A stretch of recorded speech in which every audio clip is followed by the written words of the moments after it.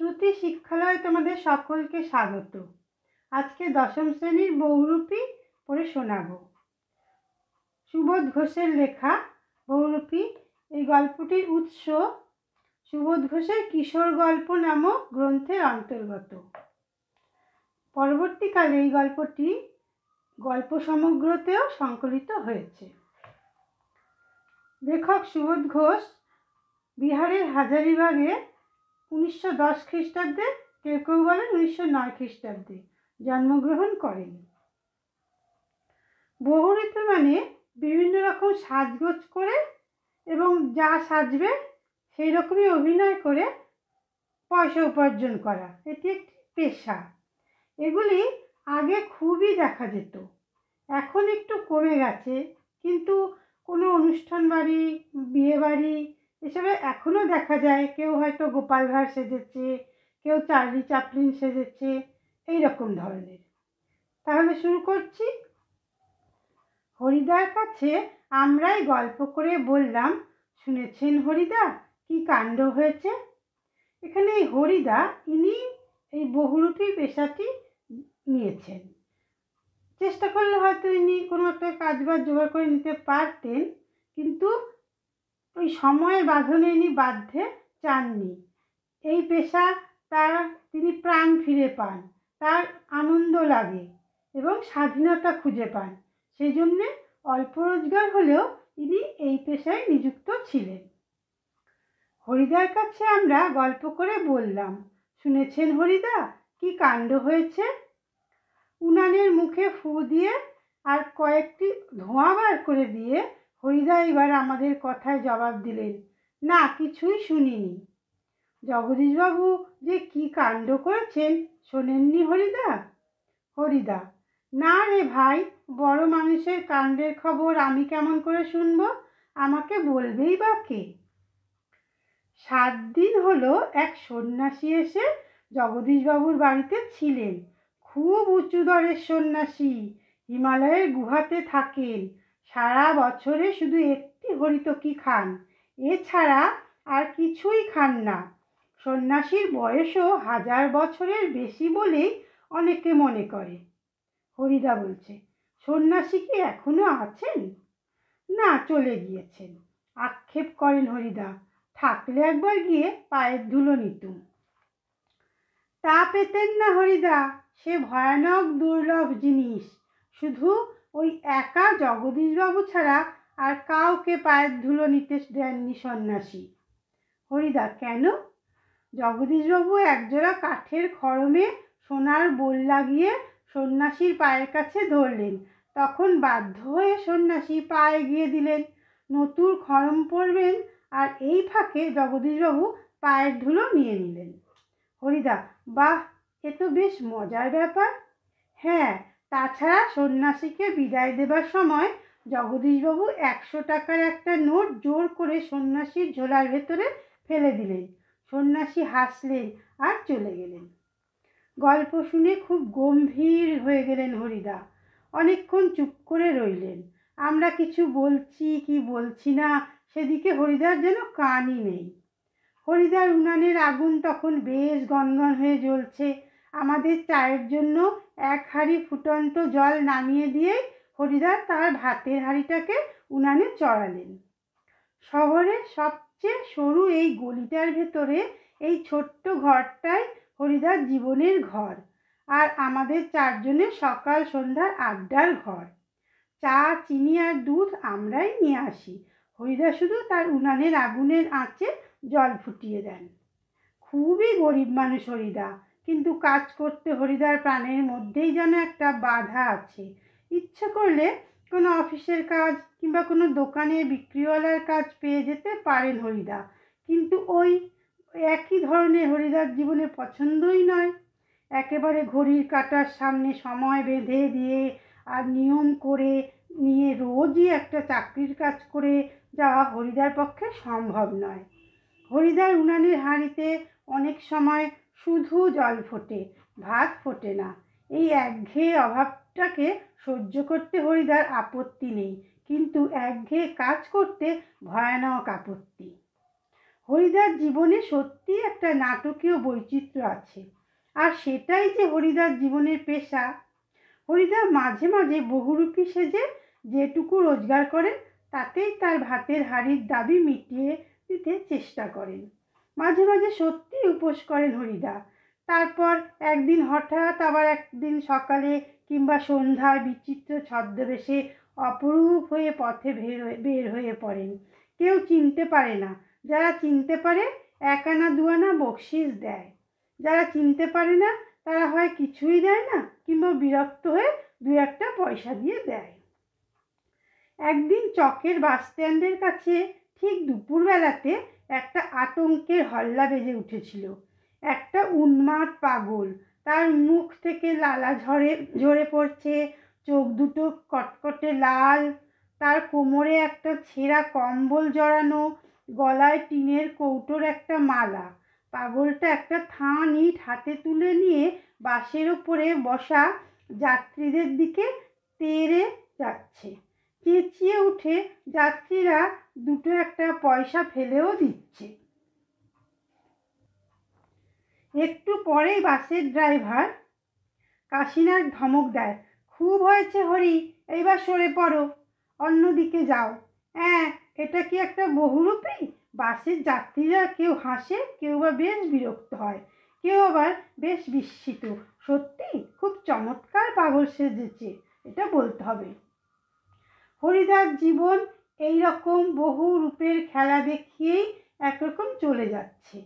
এই শহরের জীবনে মাঝে মাঝে বেশ চমৎকার ঘটনা সৃষ্টি করেন বহুরূপী হরিদা। সন্ধ্যার আলো সবেমাত্র জ্বলছে, দোকানে দোকানে লোকজনের ব্যস্ততা আর মুখরতাও জমে উঠেছে। হঠাৎ পথের ওপর দিয়ে ঘুঙুরের মিষ্টি শব্দ ঝুমঝুম করে বেজে বেজে চলে যেতে থাকে। এক রূপসী বাইজি প্রায় নাচতে নাচতে চলে যাচ্ছে।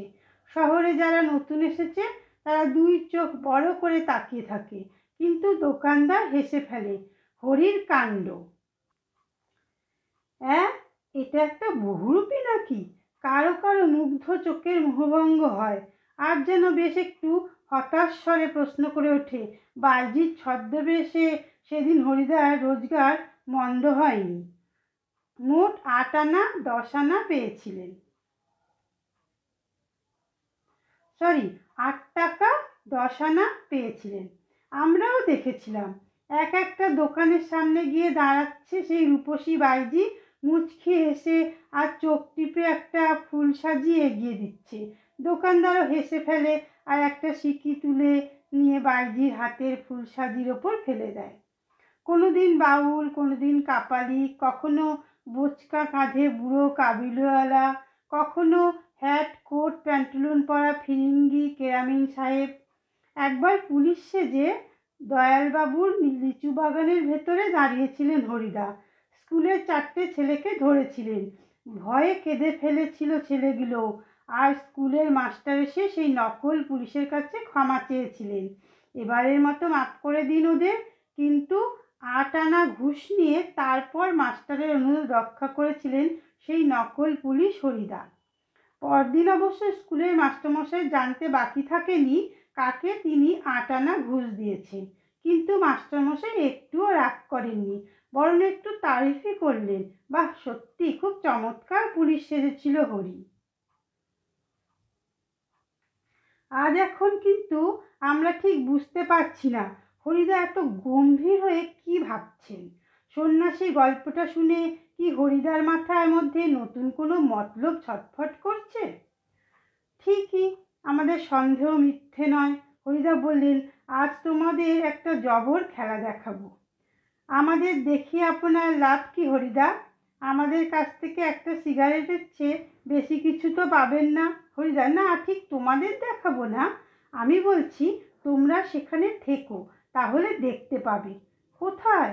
হরিদা বলছে, আজ সন্ধ্যায় জগদীশবাবুর বাড়িতে। হঠাৎ জগদীশবাবুর বাড়িতে খেলা দেখাবার জন্যে আপনার এত উৎসাহ জেগে উঠল কেন? হরিদা হাসেন, মোটা মতন কিছু আদায় করে নেব, বুঝতেই তো পারছো, পুরো দিনটা রূপ ধরে ঘুষে বেরিয়েও 2-3 টাকার বেশি হয় না। একবার বাইজি সেজে অবশ্য কিছু বেশি হয়েছিল, কিন্তু ওতেই বা কী হবে? ঠিকই বলেছেন হরিদা, সপ্তাহে বড়জোর একটা দিন বহুরূপী সেজে পথে বের হন হরিদা, কিন্তু তাতে 7 দিনের পেট চলার মতন রোজগার হয় না। হরিদা বলেন, না, এবার আর কাঙালের মতো হাত পেতে বকশিস নেওয়া নয়, এবার মারিত গন্ডার, লুটিত ভাণ্ডার, একবারেই যা ঝেলে নেব তাতে আমার সারা বছর চলে যাবে। কিন্তু সে কি করে সম্ভব? জগদীশবাবু ধনী মানুষ বটেন, কিন্তু বেশ কৃপণ মানুষ। হরিদাকে একটা যোগী সন্ন্যাসী কিংবা বিরাগী সাজতে দেখে কত আর খুশি হবেন জগদীশবাবু?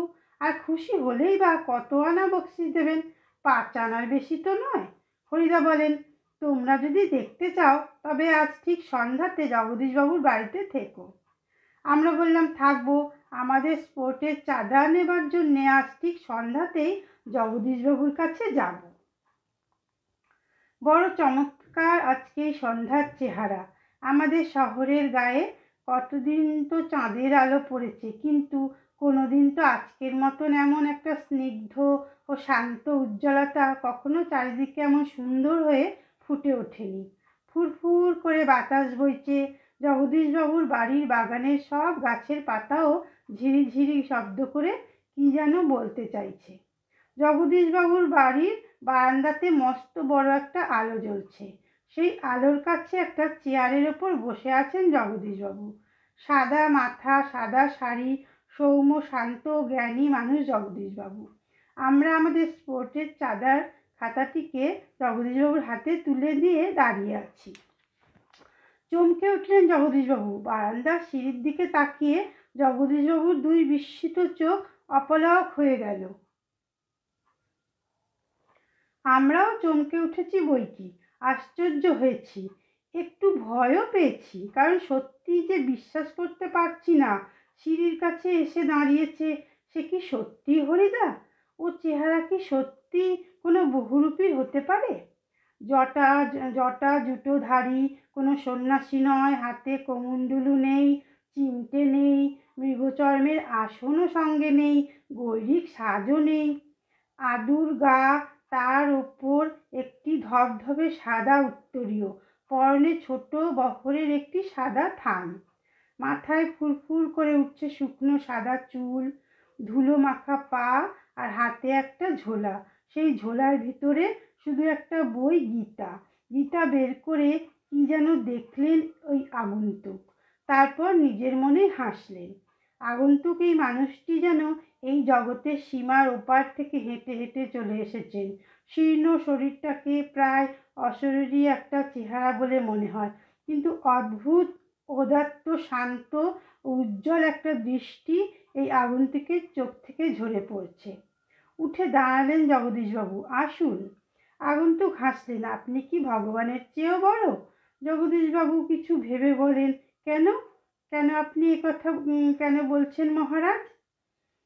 আমি মহারাজ নই, আমি এই সৃষ্টির মধ্যে এক কণা ধুলি, কিন্তু আপনি বোধ হয় 11 লক্ষ টাকার সম্পত্তির অহংকারে নিজেকে ভগবানের চেয়েও বড় বলে মনে করেন, তাই ওখানেই দাঁড়িয়ে আছেন, নেমে আসতে পারছেন না। সেই মুহূর্তে সিঁড়ি ধরে নেমে যান জগদীশবাবু। আমার অপরাধ হয়েছে, আপনি রাগ করবেন না। আগন্তুক আবার হাসেন। আমি বিরাগী নামে, রাগ নামে কোনো রিপু আমার নেই। ছিল একদিন, সেটা পূর্বজন্মের কথা। জগদীশবাবু, বলুন এখন আপনাকে কিভাবে সেবা করব? বিরাগী বলেন, ঠান্ডা জল চাই, আর কিছু চাই না। ঠান্ডা জল খেয়ে নিয়ে হাঁপ ছাড়েন বিরাগী। এদিকে ভবতোষ আমার কানের কাছে ফিসফিস করে, না না হরিদা নয়, হতেই পারে না, অসম্ভব, হরিদার গলার স্বর এরকমই নয়। বিরাগী বলেন, পরম সুখ কাকে বলে জানেন? সব সুখের বন্ধন থেকে মুক্ত হয়ে যাওয়া। ভবতোষের কানের কাছে মুখ এগিয়ে নিয়ে অনাদি বলে, শুনছ তো, এসব ভাষা কি হরিদার মুখের ভাষা হতে পারে? জগদীশবাবু ততক্ষণে সিঁড়ির উপরে বসে পড়েছেন। বোধ হয় বিরাগীর পা স্পর্শ করবার জন্যে হাত দুটো ছটফট করতে শুরু করেছে। জগদীশবাবু বলেন, আমার এখানে কয়েকটা দিন থাকুন বিরাগীজি, আপনার কাছে একটা আমার প্রাণের অনুরোধ। দুই হাত জোর করে বিরাগীর মুখের দিকে তাকিয়ে থাকেন জগদীশবাবু। বিরাগী হাসেন। বাইরে খোলা আকাশ থাকতে, এই ধরিত্রীর মাটিতে স্থান থাকতে আমি এক বিষয়ীর দালান বাড়ির ঘরে থাকবো কেন বলতে পারেন? বিরাগীজি, জগদীশবাবুর গলার স্বরে আবেদন করুণ হয়ে ছলছল করে। বিরাগী বলেন, না, আপনার এখানে জল খেয়েছি, এই যথেষ্ট। পরমাত্মা আপনার কল্যাণ করুন, কিন্তু আপনার এখানে থাকা আমার পক্ষে সম্ভব নয়। জগদীশবাবু, তবে অন্তত একটু কিছু আজ্ঞা করুন, যদি আপনাকে কোনো। বিরাগী, না না, আমি যার কাছে পড়ে আছি তিনি আপনার চেয়ে কিছু কম নয়, কাজেই আপনার কাছে আমার কিছু তো চাইবার দরকার না। জগদীশবাবু, তবে কিছু উপদেশ শুনিয়ে যান বিরাগীজি, নইলে আমি শান্তি পাব না। বিরাগী, ধন জন যৌবন কিছুই নয় জগদীশবাবু, ওসব হলো সুন্দর সুন্দর এক একটি বঞ্চনা। মন প্রাণের সব আকাঙ্ক্ষা নিয়ে শুধু সেই একজনের আপন হতে চেষ্টা করুন, যাকে পেলে এই সৃষ্টির সব ঐশ্বর্য পাওয়া হয়ে যায়। আচ্ছা, আমি চলি। জগদীশবাবু, আপনি একটা মিনিট থাকুন বিরাগীজি। সিঁড়ির ওপরে অচঞ্চল হয়ে একটা মিনিট দাঁড়িয়ে রইলেন বিরাগী। আজকের চাঁদের আলোয় চেয়েও স্নিগ্ধ হয়ে এক জ্যোৎস্না যেন বিরাগীর চোখ থেকে ঝরে পড়ছে। ভবতোষ ফিসফিস করে বলে, না না, এই চোখ কি হরিদার চোখ হতে পারে? অসম্ভব। জগদীশবাবুর হাতে একটা থলি, থলির ভিতরে নোটের তাড়া। বিরাগীর পায়ের কাছে থলিটাকে রেখে দিয়ে ব্যাকুল স্বরে প্রার্থনা করেন জগদীশবাবু, এই প্রণামী, এই সামান্য 101 টাকা গ্রহণ করে আমাকে শান্তি দান করুন বাবা বিরাগীজি। আপনার তীর্থভ্রমণের জন্য এই টাকা আমি দিলাম। বিরাগী হাসেন, আমার বুকের ভেতরেই যে সব তীর্থ, ভ্রমণ করে দেখবার তো কোনো দরকার হয় না। জগদীশবাবু, আমার এই অনুরোধ বিরাগীজি। বিরাগী বলেন, আমি যেমন অনায়াসে ধুলো মারিয়ে চলে যেতে পারি, তেমনি অনায়াসে সোনা মারিয়েও চলে যেতে পারি। বলতে বলতে সিঁড়ির থেকে নেমে গেলেন বিরাগী। 101 টাকার থলিটা সিঁড়ির ওপরেই পড়ে রইল। সেদিকে ভুলেও একবার তাকালেন না বিরাগী। কি করছেন হরিদা? কি হলো? কই, আজ যে বলেছিলেন জবর খেলা দেখাবেন, সে কথা কি ভুলেই গেলেন? আজকের সন্ধ্যাটা ঘরে বসেই কাটিয়ে দিলেন কেন? বলতে বলতে আমরা সবাই হরিদার ঘরের ভিতরে ঢুকলাম। হরিদার উনানের আগুন তখন বেশ গনগন হয়ে জ্বলছে। উনানের ওপর হাঁড়িতে জল ফুটছে, আর একটা বিড়ি ধরিয়ে নিয়ে হরিদা চুপ করে বসে আছেন। আমাদের দেখতে পেয়ে লজ্জিতভাবে হাসলেন। কি আশ্চর্য! চমকে ওঠে ভবতোষ। হরিদা, আপনি তাহলে সত্যি বের হয়েছিলেন? আপনিই বিরাগী? হরিদা হাসেন, হ্যাঁ রে ভাই, ওই তো সেই সাদা উত্তরীয়টা পড়ে রয়েছে মাদুরের ওপর, আর সেই ঝোলাটা, আর সেই গীতা। অনাদি বলে, এটা কি কাণ্ড করলেন হরিদা? জগদীশবাবু তো অত টাকা সাধলেন, অথচ আপনি একবারে খাঁটি সন্ন্যাসীর মতো সব তুচ্ছ করে সরে পড়লেন। হরিদা, কি করব বল, ইচ্ছেই হলো না। শত হোক ভবতোষ। কি? হরিদা, শত হোক, একজন বিরাগী সন্ন্যাসী হয়ে টাকা ফাঁকা কি স্পর্শ করি বল, তাতে যে আমার ঢং নষ্ট হয়ে যায়। কি অদ্ভুত কথা বললেন হরিদা। হরিদার এ কথার সঙ্গে তর্ক চলে না।